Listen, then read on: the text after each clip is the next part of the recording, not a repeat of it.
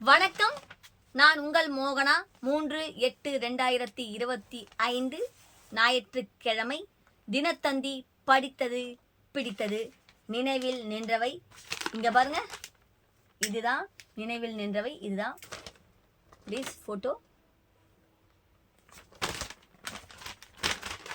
நிறம் மீது கொண்ட மோகமும் இழந்த நிம்மதியும்.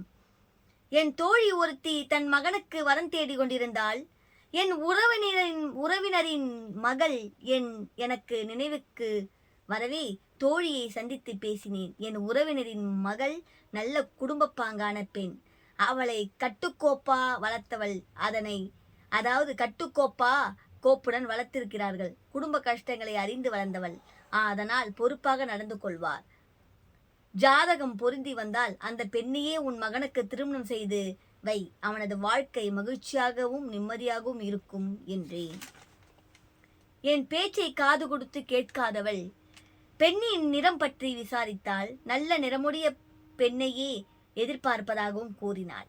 அதற்கு நான், அந்த பெண் மாநிறத்தில் இருப்பாள், ஆனால் பார்க்க லட்சணமாகவும் அழகாகவும் இருப்பாள் என்றேன். நான் இப்படி சொல்லி முடித்தும் அவள் முகமே மாறிவிட்டது. எனக்கு வரப்போகிற மருமகள் நல்ல சிவப்பா இருக்கணும். சிவப்புத்தான் அழகு.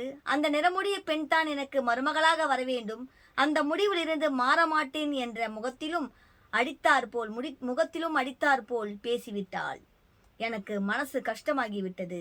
இதற்கு முன்பு தோழியே என்னிடம் இதுபோல் பேசியதில்லை. இந்த சம்பவம் நடந்த ஒரு சில மாதங்களில் என் தோழியின் விருப்பப்படி மருமகள் கிடைத்தாள். திருமணத்தையும் விமர்சையாக நடத்தி முடித்தாள். அன்று தற்செயலாக காய்கறி சந்தையில் அவளை சந்திக்கவே நான் விசாரித்தேன். பின்பு மருமகளை பற்றிய பேச்சை எடுத்தேன். என்னிடம் அழாத குறையாக கண் கலங்கிய நிலையில் பேச ஆரம்பித்தாள். நிறத்தை மட்டும் நம்பி நான் மோசம் போய்விட்டேன். என் மருமகள் செய்யும் அழிச்சாட்டியம் தாங்க முடியவில்லை. சொல்ல போனால் அவள் என்னை ஒரு மனுஷியா கூட மதிப்பதில்லை. திருமண பேச்சுவார்த்தையின் போது அவளின் நிறத்தை மட்டுமே கவனத்தில் கொண்ட நான் அவளின் குணத்தை கருத்தில் கொள்ளவில்லை. அக்கம் பக்கத்திலும் விசாரிக்கவில்லை. நிறத்தை மட்டுமே பரிசீலனை செய்து நான் செய்த பெரிய தவறு. இப்போது அவளின் செயல்பாடுகளால் நிம்மதியின்றி தவிக்கிறேன் என்று வருந்தினாள். நானே என்னால் முடிந்தவரை தைரியம் ஆறுதல் வார்த்தைகளும் கூறினேன். அழகை எதிர்பார்க்காதீர்கள், நல்ல குணம் உள்ளதா என்று பாருங்கள். சிவப்பு நிறம் மட்டும் தான் அழகு என்று நினைக்காதீர்கள். கருப்பும் அழகுதான் என்பதை உணர்ந்து செயல்படுங்கள். இதுதான் அவங்க பேர் டி சரண்யா விருதுநகர்ல இருந்து எழுதியிருக்காங்க. அடுத்தது பாருங்க.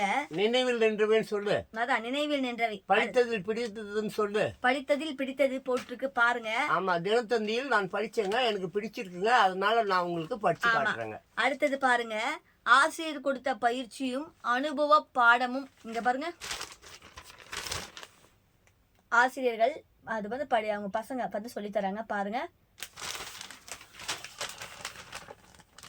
நான் கல்லூரி 1ஆம் ஆண்டு படிக்கும் போது கற்றுக்கொண்ட பாடம் இன்னும் என் வாழ்வில் நினைவில் இருக்கிறது.